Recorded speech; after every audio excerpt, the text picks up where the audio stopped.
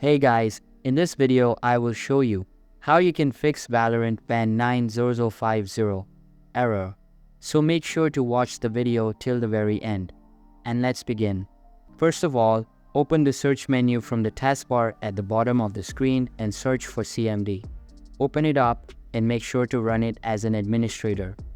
Once it is launched, type in bcd edit space / set space hypervisor space launch space type space off. After typing the required command, press enter and the problem will hopefully be solved. Basically, this problem is caused due to many reasons, but this command works just fine. Simply type in the previous mentioned command in the command prompt and give it a go. Note that it is necessary to run command prompt as an administrator, and the problem will not be solved if you don't follow the correct procedure. So that's basically how you can fix Valorant ban 90050 error. So that's all for this video. Hope you liked the video. Thanks.